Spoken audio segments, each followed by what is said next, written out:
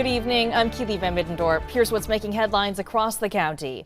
First this Monday, a big jump in local COVID numbers from over the weekend. Following a steady rise in cases last week, more than 5,000 new positive tests recorded over the weekend, raising the total number since the start of the pandemic to 174,442. Sadly, 5 more lives were lost due to complications with the virus.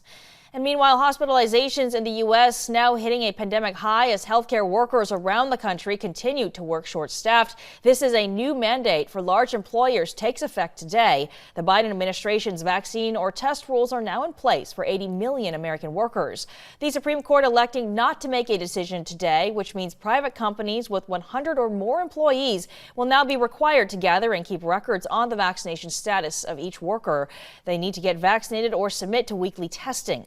Also, face coverings for anyone not fully vaccinated are now mandatory, along with a policy requiring employees to report a positive COVID diagnosis.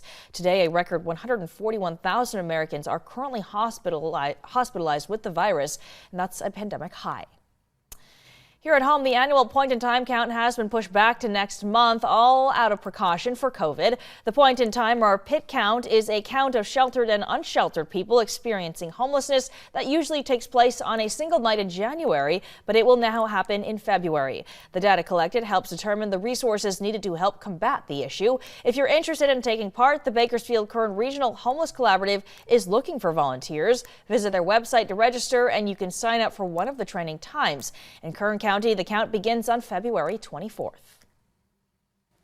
And we woke up to some fog again here in the valley this morning. It looks like that's going to be the case tomorrow. Futurecast visibility showing good amount of dense fog built in, and all of our data suggests that. We were in a kind of a classic weather pattern for fog, so I tend to agree with that. Overnight lows falling into the 30s here in the valley. Definitely cool enough to support some fog. I think into the 60s with clearing in the afternoon.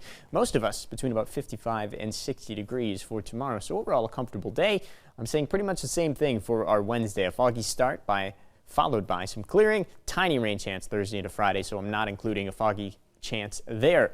Beautiful away from the valley though. All sunshine for our Tuesday and mostly sunny for our Wednesday for the mountains and desert.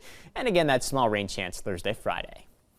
That's your latest news and weather update. For the latest update anytime, be sure to head to our website, turn to23.com.